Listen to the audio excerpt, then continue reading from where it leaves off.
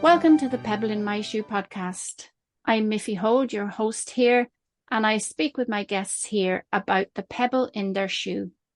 The pebble in my shoe is an analogy for an inner niggle or knowing that becomes so insistent that we have to pay attention. We can ignore it only for so long and eventually have to stop to investigate it, listen to it, and honor what it's telling us. It becomes a catalyst for action, to change something that no longer serves us.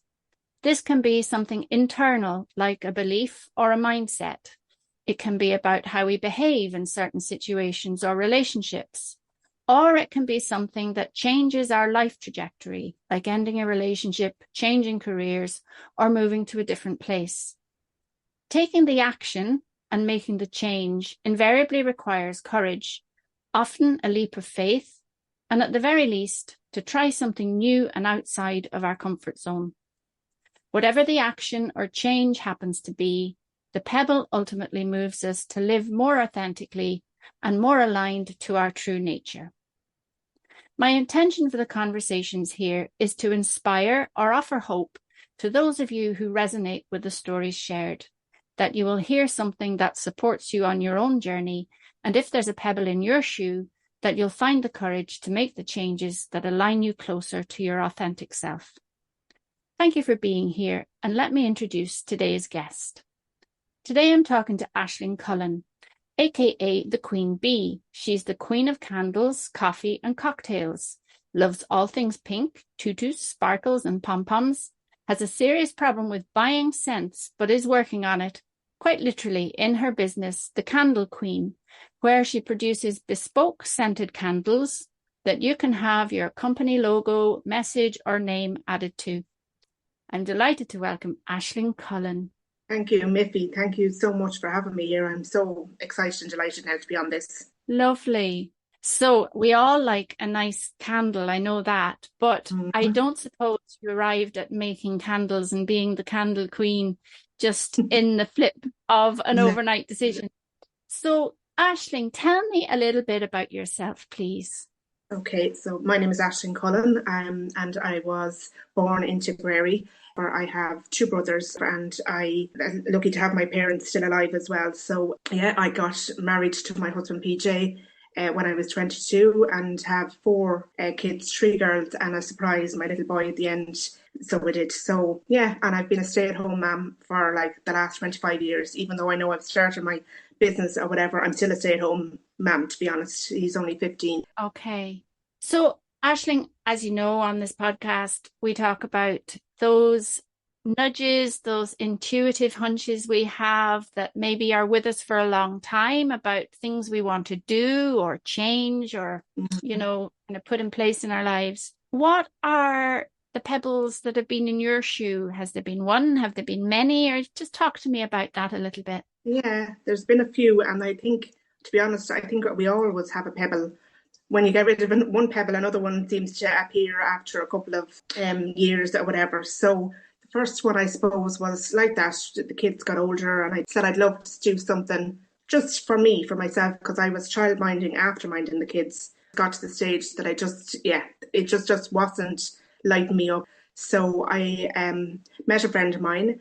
And like that, I always said, oh, like what, I have been thinking about a business for years, but I was always there going, I can't bake, I can't, there was businesses that were coming into my head, and I was there going, I don't have any talent in that. So I met her, she's a pottery maker, and I said to her, I need something, to keep me going. And so she got me to write down all the things that I was interested in, and candles was the thing that just came to my head. And she said, go home and make candles. And I was there going, no, but like you need to have, and she said, just go home. So I went home, told the kids that this is what I was doing, and literally that Christmas they had bought me all the stuff to start a candle business, and that was literally where it started. Yeah, I had no indication of how to make a candle, but like that, online courses and learning stuff yourself, trying and error or whatever, and yeah, that's where I started. So that was that pebble in my shoe. Yeah. So can we go back then a little bit to that? Because I love that process that your friend helped you with to write down all the things you're interested in. And so what came out on tops was candles. So Tell me a bit about that. Like, is that something you've always been interested in, or just something that you've had a passion for? I've had a passion. I like that. Like everyone. I mean, the minute you go into a house or like a hotel or anything, you get the scent of it, and it was always, oh my God, what, I wonder what that scent is, or oh my God, that's my favorite scent. Then you smell another one, you say, no, that's my favorite scent. Everyone's been at the Joe Malone counter or whatever and smelled all the ones, So it's always been there, but I didn't actually ever think I could make a business out of making them myself. Now looking back on it, it was always there, but I suppose it took that, like that, writing everything down and just seeing exactly what kept coming to the fore for me Mm. or whatever. That was, yeah, the catalyst to making it happen.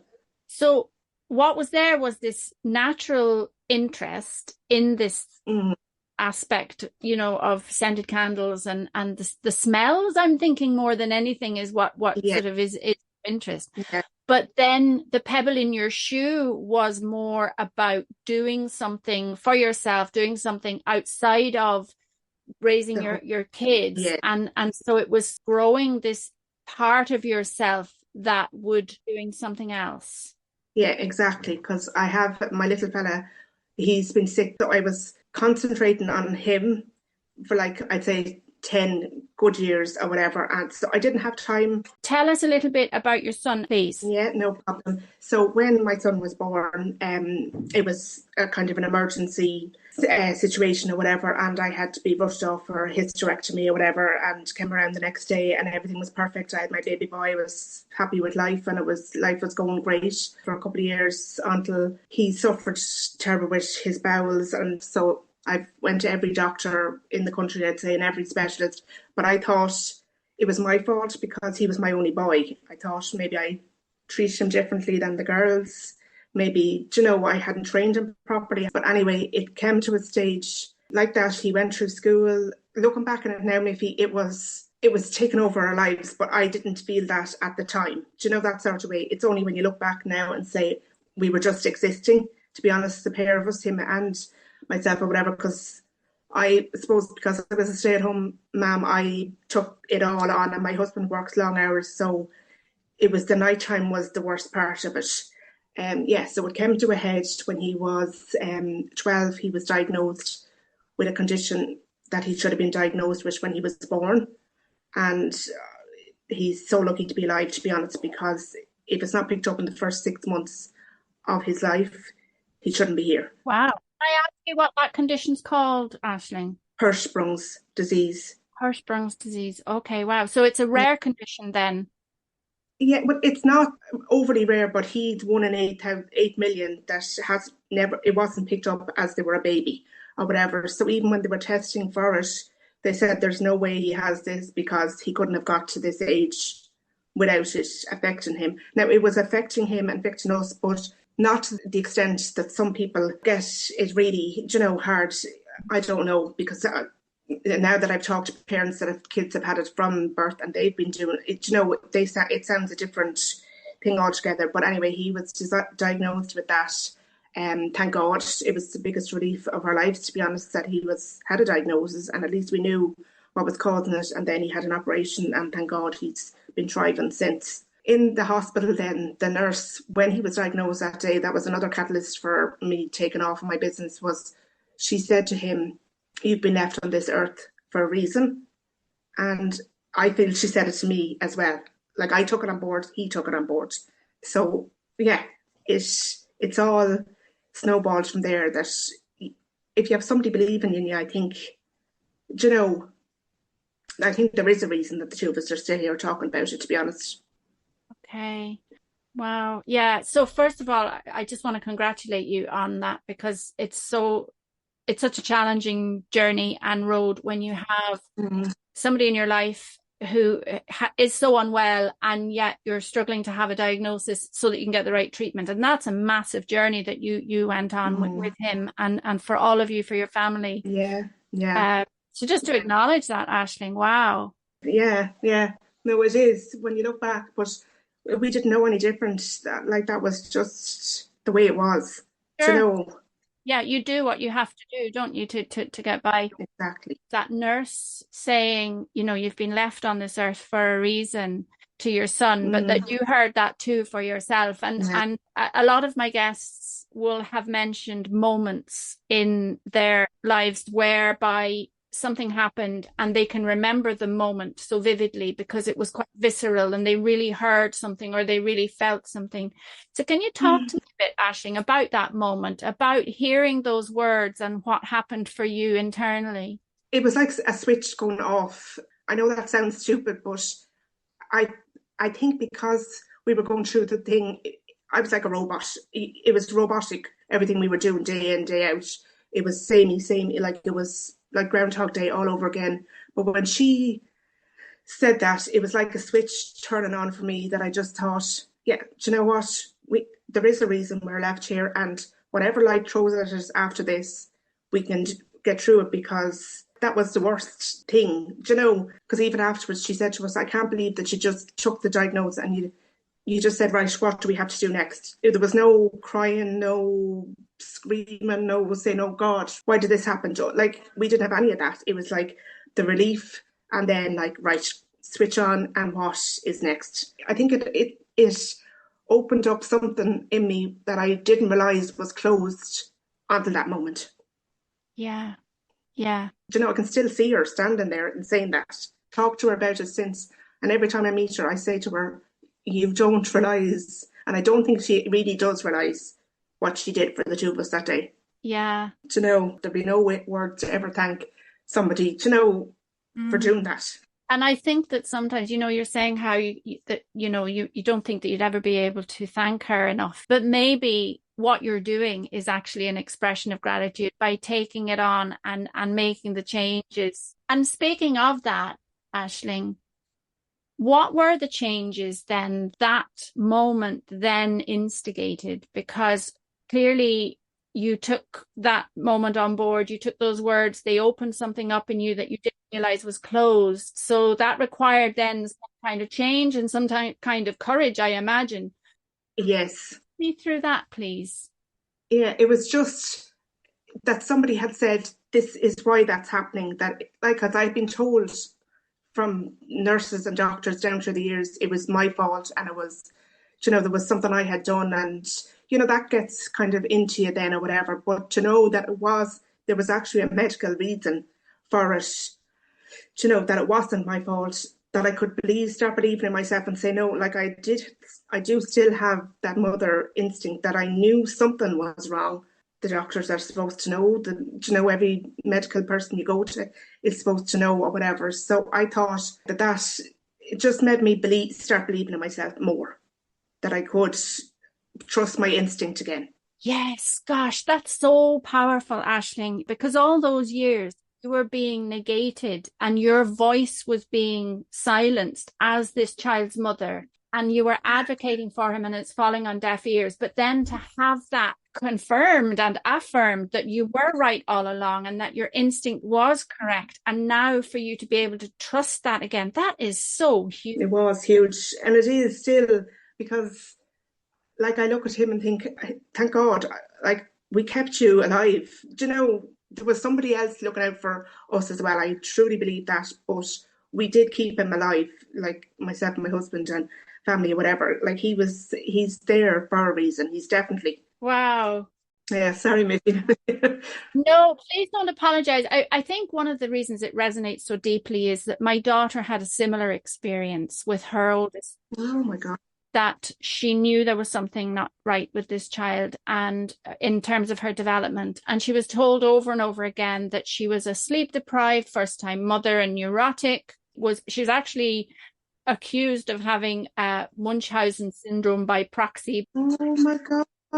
But the reason I share this is because she too had that feeling of being just negated. Yes. Her instinct has saved her daughter's life on more than one occasion. That intuitive hunch needs help. So I think maybe that's why your story resonates so much. Yeah. But I think that as mothers, very often we get dismissed. And I don't want to bash the health system because there's some amazing people there, but I do think that there is this authoritarian kind of, we're the experts that has come along over the last few hundred years, where medicine has become this big, sort of machine.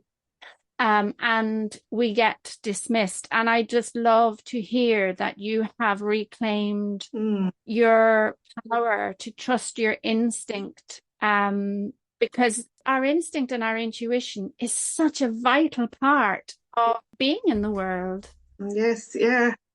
No, and I like that because I would thought like this was my fourth child. Like I should know that people would say, well, she's after having kids before, she must know what she's talking about. Yeah, your intuition is the thing that leads you, and it should have, but it was bet out of me. Well, not bet out of me, I don't mean it like that, but like that kind of pushed down to make me feel that it was a problem I had, not an actual medical problem. Yeah, I applaud you for sticking to your guns and standing your ground and eventually getting a diagnosis for your son. Yes. Yeah. Thank God his life has changed. Literally the minute he had the operation, it was like another switch went off, and he's just been thriving and thriving since. Wow. So his life must have been quite severely limited prior. Yeah. Now, thank God he looks back on it as not that bad, but it was that bad. But I'm glad that he doesn't have that recollection of it as much. He doesn't look back in school, like school was just awful, but he doesn't, thank God, he doesn't remember any of that part. Like he likes walking out in the fields. He's a very deep thinker or whatever. So he's a great, oh my God, he's a great child. Yeah. Like them all now. Yeah. Yeah, and it sounds like he's got great parents, not least a great mother. The two of us are good. We're a good mixture or whatever. And then my three girls are just angels. They're angels, so they are. But it's funny. I never thought it impacted the family as much as looking back on it now. We were literally just existing. We were not a family as such. It was the first holiday after he had his operation felt like the first holiday we'd ever taken together. Okay. The first Christmas. It was like everything was the first after that. Wow. Yeah, but it's just whatever opened up that day just started us off on a different path altogether, which I am so grateful to. So grateful. So tell me about yourself, Aisling, and the transition for you. What changes occurred and what did you step into or lean into following this? Yeah, well, as I say, I leaned into my intuition more, but then I leaned into because at that stage, oh my God, what age was I? I was coming up to nearly 50, 40 age or whatever. I started believing in myself, and then I started thinking, because I was always putting myself down and never get into photograph, like everything. But then I started saying, oh, this is me. Like I am who I am, and I'm not going to be hiding anymore. I was always the person that said no to everything. Like I never, did anything. Started, coming out of my shell. And I thought, because I would never have discussed it with any of my friends really exactly what was going on. But now that I started talking, people said, oh my God, we knew that was something. But it's like I'm a different person. They said, you're coming back to the way you were, putting yourself out there. And at this stage of my life, I'm just there going, I am what I am. And you didn't take me or leave me or whatever. I'm loving life, and I prefer to be happy and friendly to everyone. I don't want to be negative or whatever. So it's just not me. It was never me, but I suppose I did get a bit more negative because I was there thinking, oh, this has happened to just us and this just happened to me and blah, blah, blah. But now I'm there going, no, life is for living. And that's the way I've approached everything since that. I say yes to as much as I can. I just loving life more, to be honest. Yeah. And that's saying yes to life when you can. With the first few times you did that. Yeah. What was that like? Oh my God, it was great. I mean, sure, I was saying no to stuff that I wanted to do. Yes. So now that I'm able to say yes to things that I want to do, it's so empowering, whatever, you just switch it up or whatever. I love the dressing up, I love colours, I love all that kind of stuff. I was like a black widow, I think, for 10 years, mourning something now looking back that I didn't know at the time I was mourning. That sort of way. But now I'm back. My God, you've said a couple of times about being back and that your friends have said you're coming back to yourself. So take me back then to the earlier version of you, Aisling, Oh my God. that maybe wasn't afraid to say yes to the world. How were you in your younger years?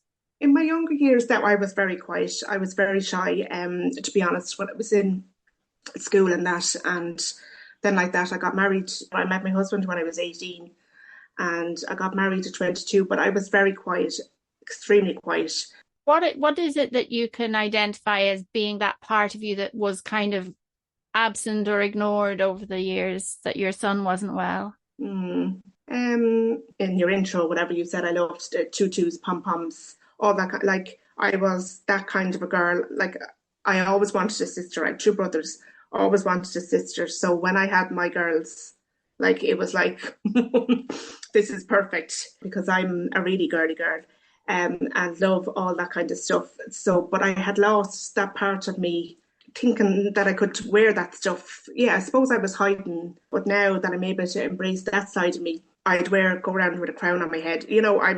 Yeah, I just love showing off a bit of personality. Yeah, yeah, and that's what I'm hearing. And that's, you said earlier how, there was a long period of time where you were maybe in mourning for a life for your son, maybe. I mean, I'm putting words in your mouth here, but, what were you mourning, Aisling? I was more on maybe the freedom, like when I had my other kid, I felt I had more freedom, but I suppose with him, I was trying to cocoon him. We were kind of cocooned. So I felt I didn't have that freedom. Like I'd be everywhere. I brought my kids to school, dropped my kids in school. If they were at a party at 3 o'clock in the morning, I was there picking them up. Like I would be, there's nowhere I wasn't. Like I'd be always in the car, I'd never hardly be at home because when I was at home, you'd have to think, but he'd be with me obviously now, but so I was on the road morning, noon and night. Like the minute I dropped the kids to school, I was gone for the day until I collected them. Then I'd bring them home for a while. Then they'd have after school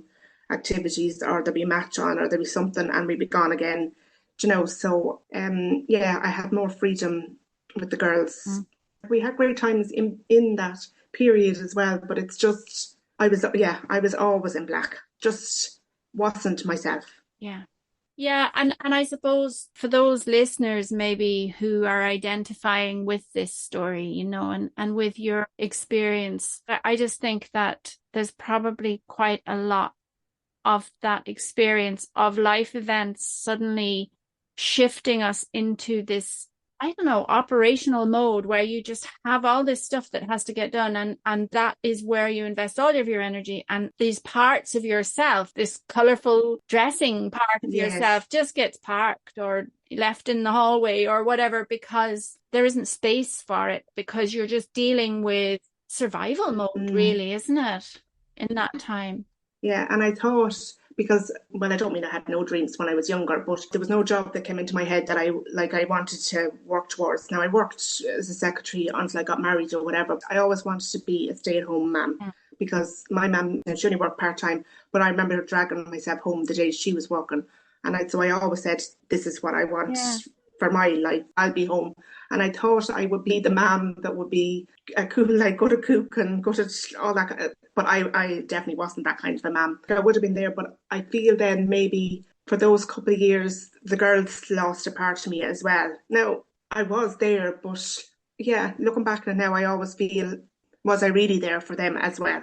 Well, my oldest was 10 when Noah was born and my youngest was 5. But I'm always worried they didn't see the best part of me. But now, by good God, they're seeing the best part of me. Yeah.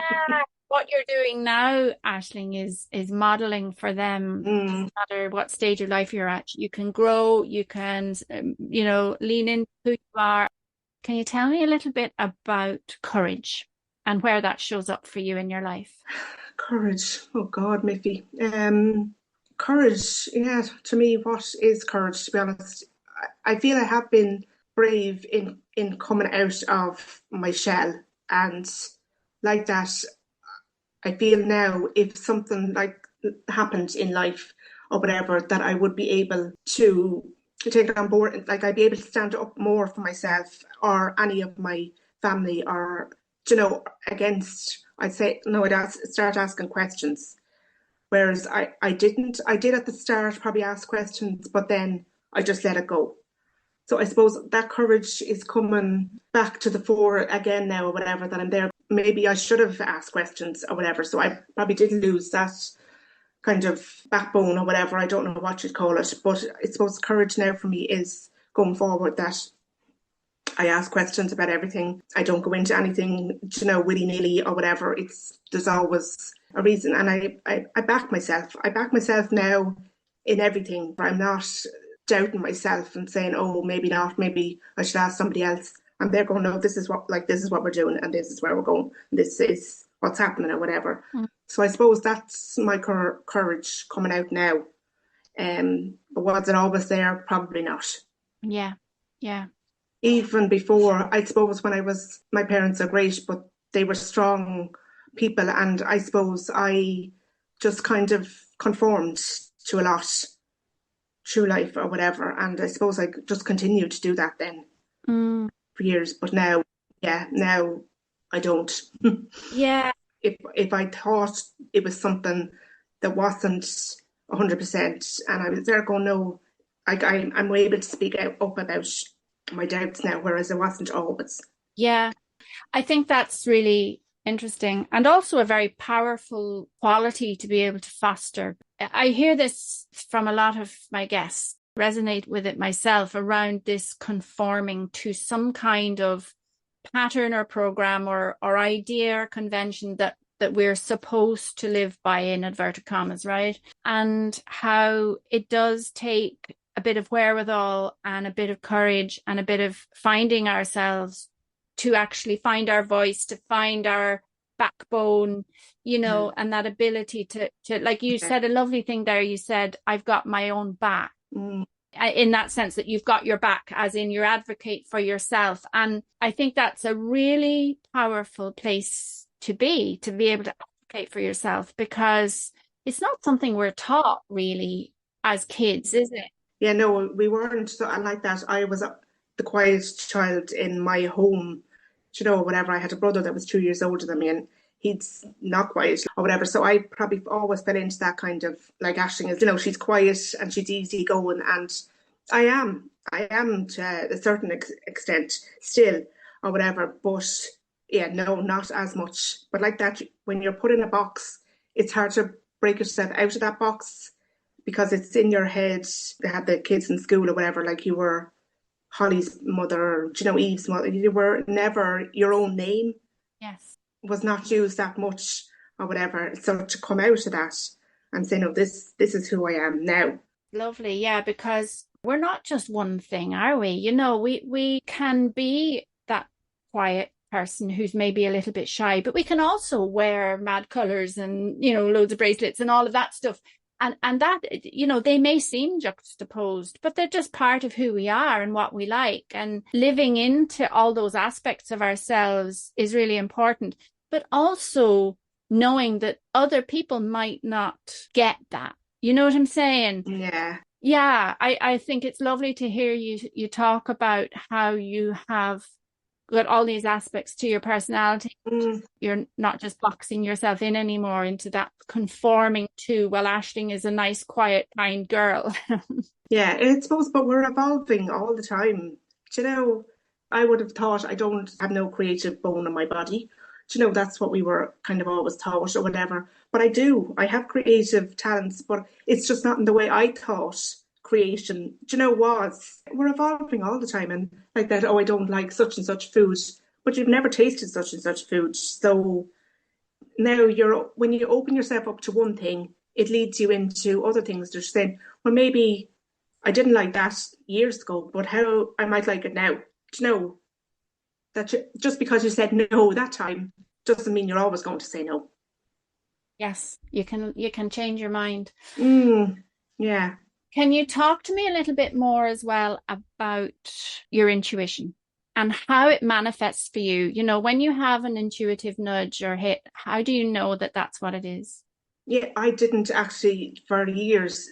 I used to hear people talking about a voice or somebody, giving them intuition, and I was always there. I must be the only person in the world that doesn't have that. But like that, when I started my business or whatever, and then it leads you.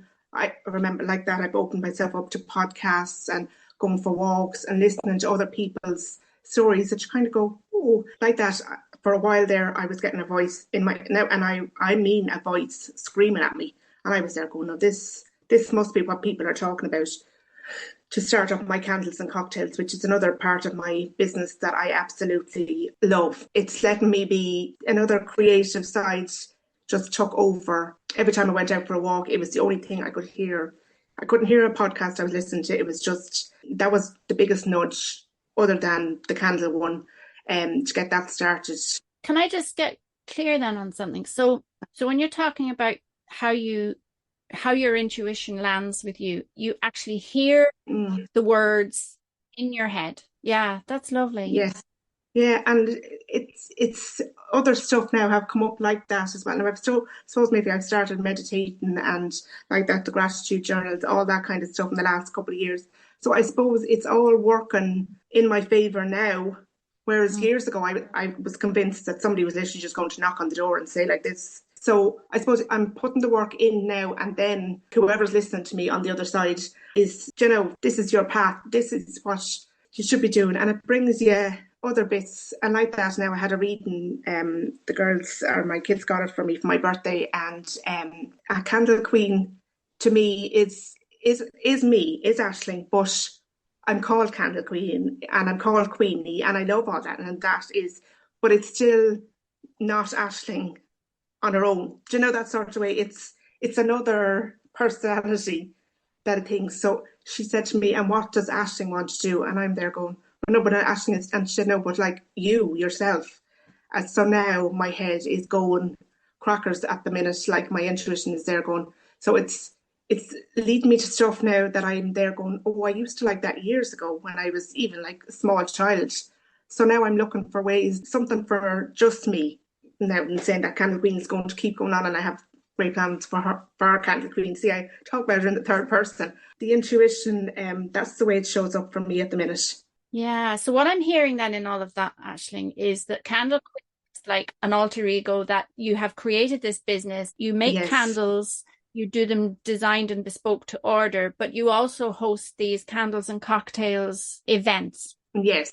So that's happening there. That's the Kandle Queen business. But now your intuition is saying, and through that reading that you had, what about Aisling now? Just something that is just for you, that isn't a business where you're kind of coming really home to yourself. Yeah. And I'm excited to see where it's going, because it's shown me stuff that I would never, ever have thought have in years. Like, I laugh because the other day I was talking to one of my daughters and I was saying to her, my favourite job in a news agent's years ago, it was used to open early in the morning, and everyone in the town used to come into the shop before they got on the bus, and I had the chats with everyone, and that was my favourite job in the world. Yeah. So I'm there going, So I think I need to be around people more. Yeah, because the candle business is lovely.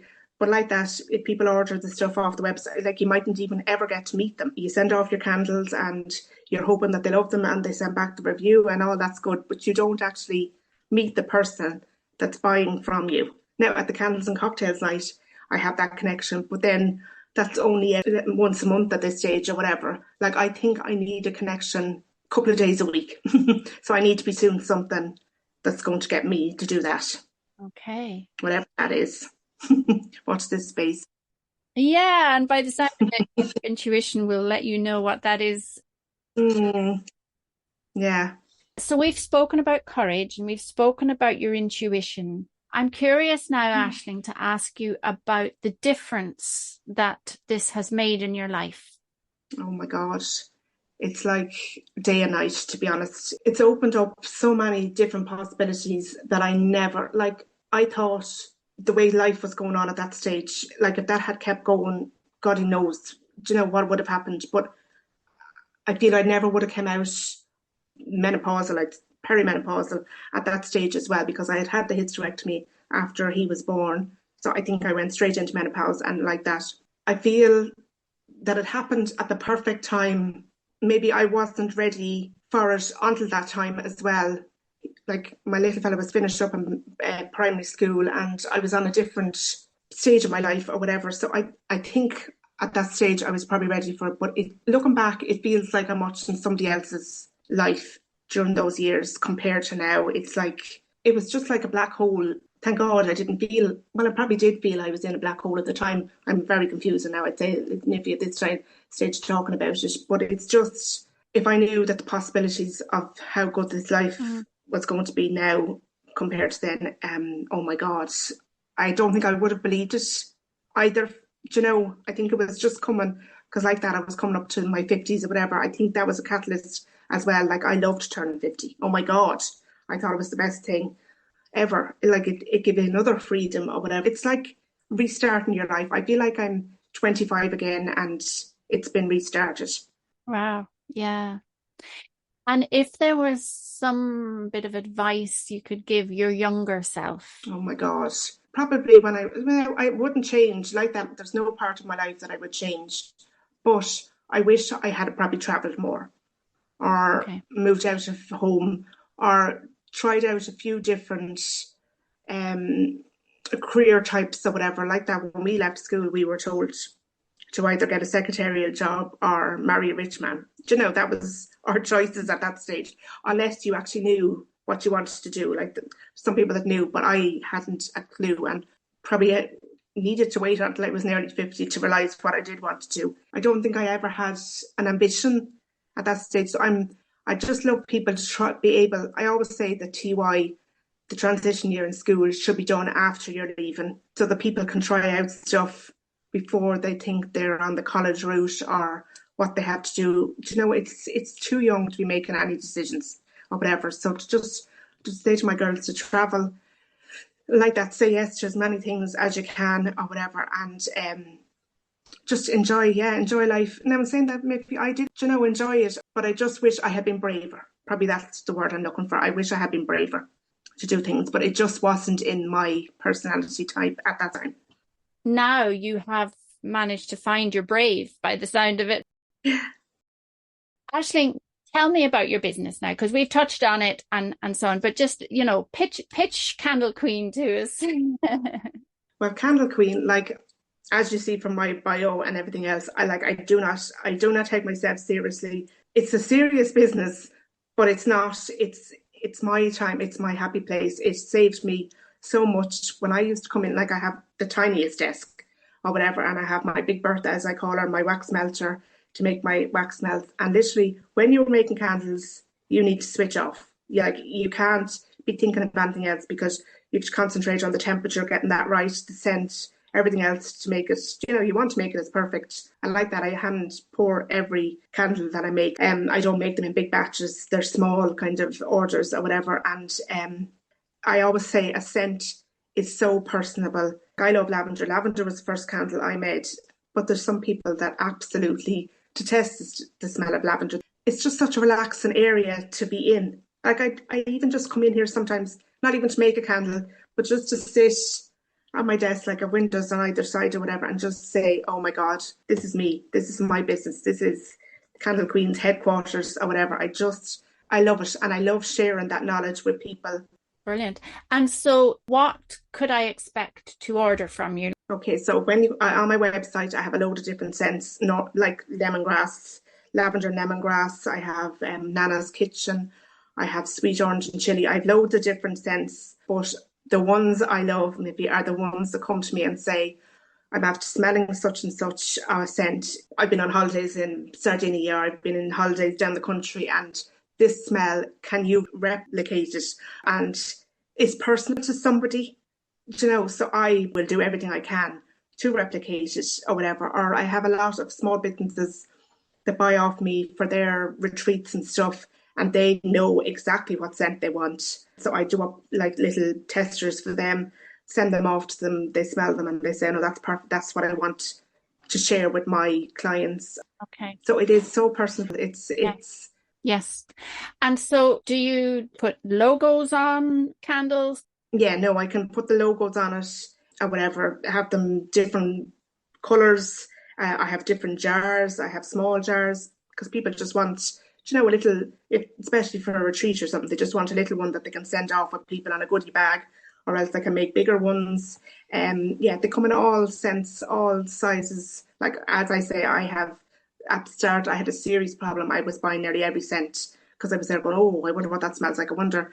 And now I've kind of pared it back because like they were taken over. But I love making the whatchamacallit, the essential oil ones, because the smell from them is just so totally different. And then like that, you can use it as a little balm.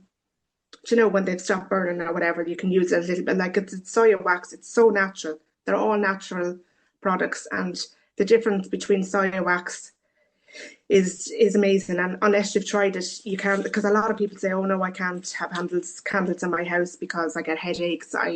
The ceiling things," and I'm there going, "That's because you're not using the soya wax. You're buying a soya wax product that you think it is from other shops or whatever, but they aren't actually soya wax when you actually look into the details of it. So unless you've bought a handmade candle from somebody that makes it with hand soya wax, it's such a difference. It's such a difference. So I tell anyone to shop their local, because there's somebody local to everyone that makes soya wax candles.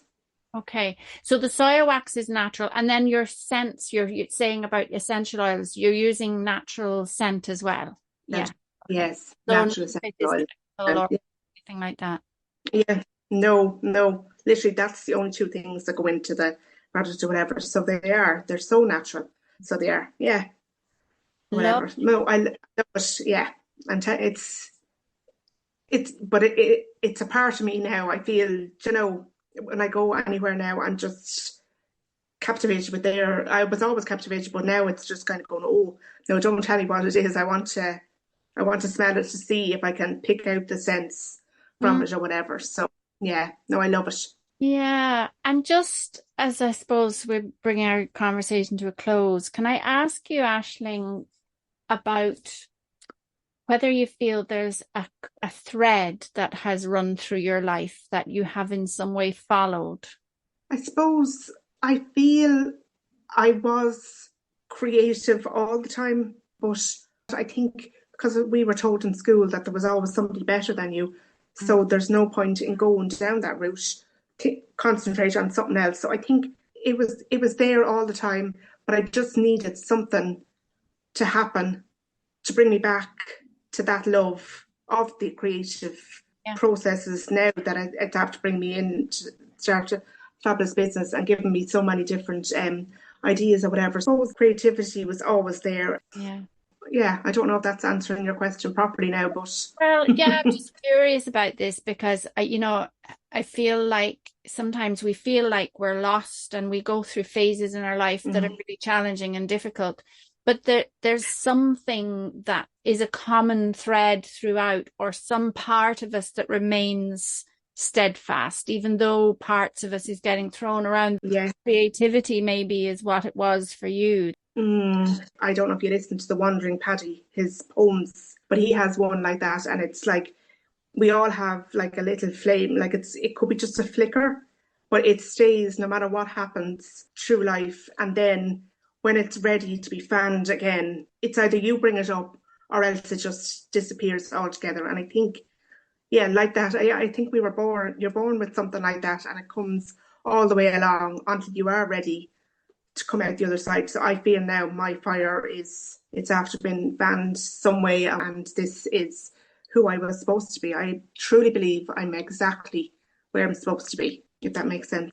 It absolutely does, Aisling. Thank you so much for sharing your story. You've just given me some lovely insight into how people navigate life and the challenges that people face and what you have faced, but that you have come through and come out the other side with this renewed vigor and this love of life and really living your life to the full now. Thank you so much, Aisling. Thank you, Miffy. Thanks so much for letting me tell my story now, to be honest.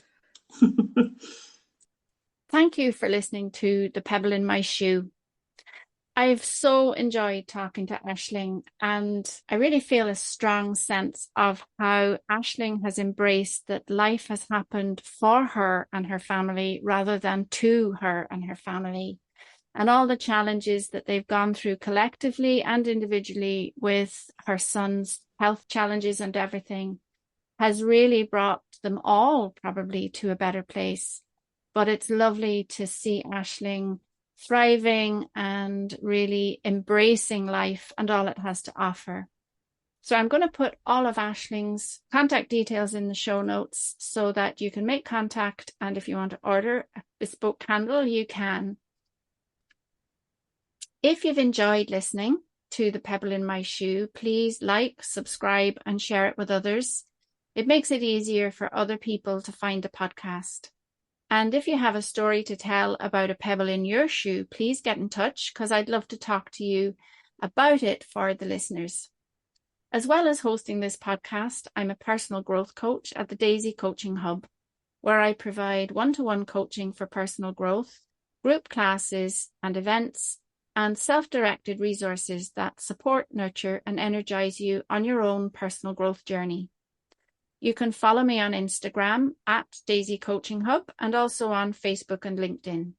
You can visit my website, www.daisycoaching.ie, and also subscribe to my newsletter to be kept informed of the latest happenings at the Daisy Coaching Hub and also receive inspiration and resources to support, nurture, and energize you.